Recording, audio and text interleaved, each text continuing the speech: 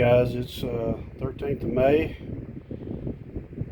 Thought I would show you guys some more traditional things that I occasionally hunt for, just to kind of break it up a little bit. You know, mostly I'm a tool hunter, but anyway, I've got a few things here we can look at. Big metate here.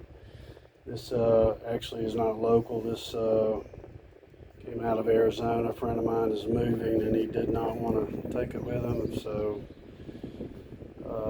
said I could have it, so brought it home with me. It's made out of some type of volcanic rock, basalt, I think, but got a lot of gas bubbles in it, as you can see. You would think it would be light, but it's not. It's about 40 pounds, a big heavy piece, and very heavily worn. I have no idea how old it is or what culture in Arizona that this may have come from, but anyway, pretty neat piece, all grooved out. And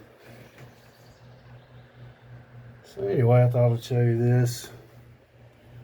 This mono. This is a local mono here. This is not what it would have gone with this piece here. This is going to be a lot more linear piece that would have gone in through here, and a lot longer. But this is a type of tool that similar that would be used to ground grains and nuts and corn, and make a flour. But this is a big piece of quartzite here, mono. Just kind of see the wear on it. It's a really nice piece. A few little dings on it, but pretty good shape overall.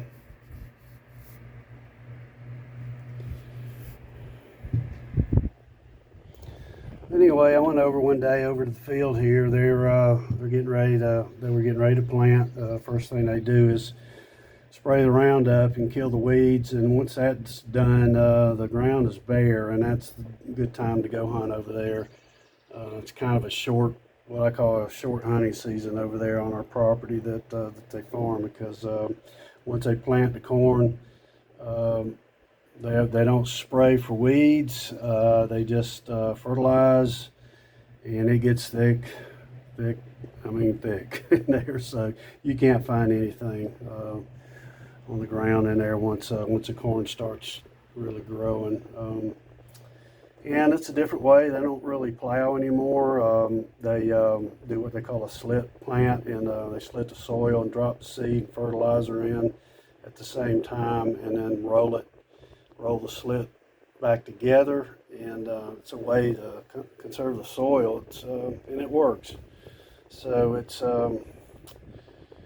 really better for the soil than turning it year after year and getting all the erosion. So he's been doing that about 5 years now, and so the hunting has become the finding, let me say, has become more and more difficult. So it's just surface finds that I've got here.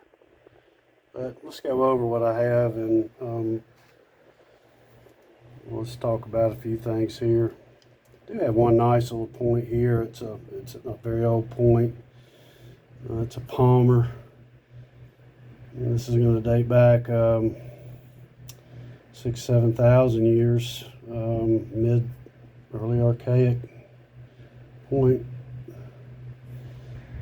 And again, it's really incredible that it survived. It's probably been on the surface for a long time. I'd say it's a small point, but it's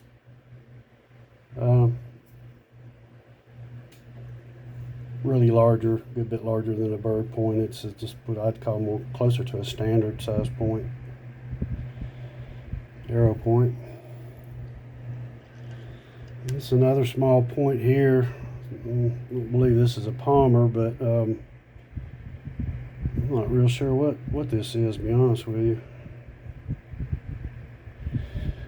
The preferred material is this white quartz or sapphire, white sapphire. Very hard, naps decent, flakes decent. Not quite as good as cured shirt, but you go with the material you got, and fairly common material up here.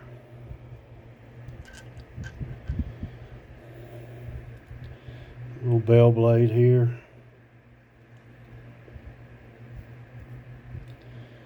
Looks like it's got a little nick on the end. Overall in good shape.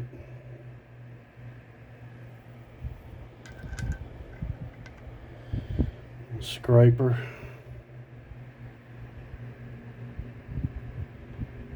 Yep. See all the napping. This one edge. Little micro napping on this edge. Really sharp.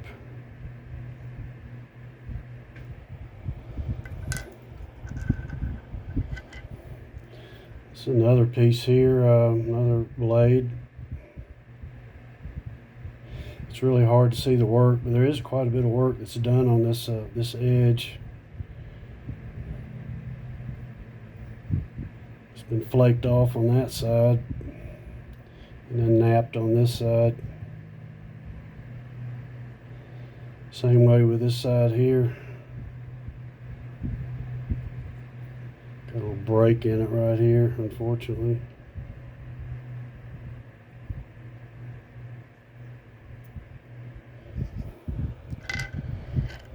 Another bell blade here. A little break on the right side there.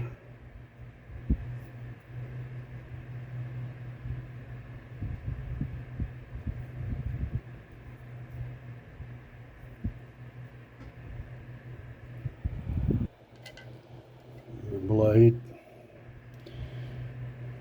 More of a linear blade.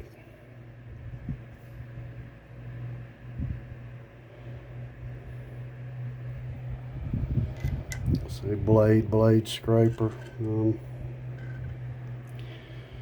here's a really rare piece here. This is a scribe that is fully intact, which is really incredible. That fact that these fields have been farmed up here for well over 100 years. There's a scribe point, still intact. And this be used to scribe pottery. Maybe a little bit of scribing into some wood pieces too, maybe. But primarily, usually probably for pottery.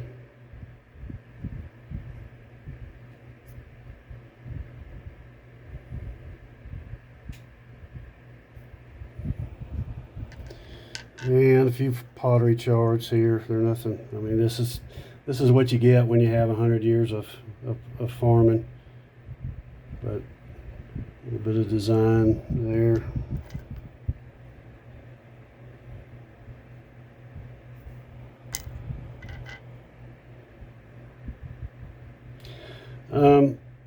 Pottery here is not that old. Probably no more than a couple thousand years old.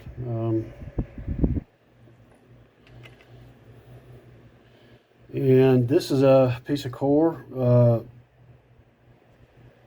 actually think this is, I'm debating on whether this is white sapphire or quartz, but I'm kind of leaning towards sapphire, but it's a beautiful piece of stone. I can't even focus. It's opal white. Okay, trying to get a focus on it. Oh gosh, come on.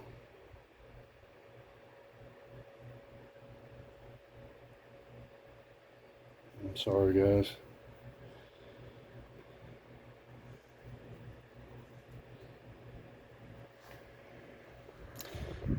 Anyway, gosh, I would like to be able to show you this piece, but it is not wanting to do focus on it.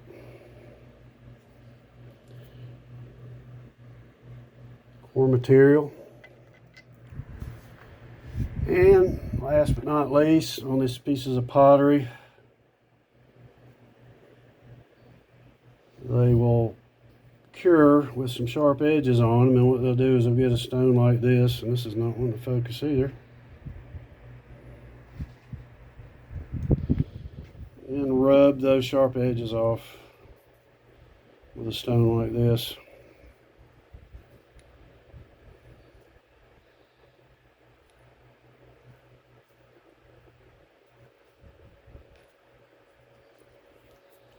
You can call this a tool of convenience, whatever you want to call it.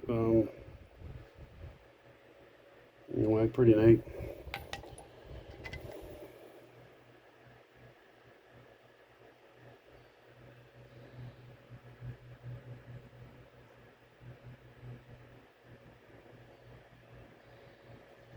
Alright guys, all I got today.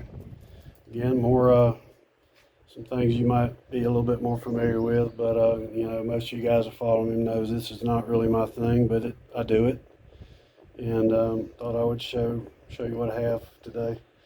I hope you guys are doing well, and I will try to get you something here in the future.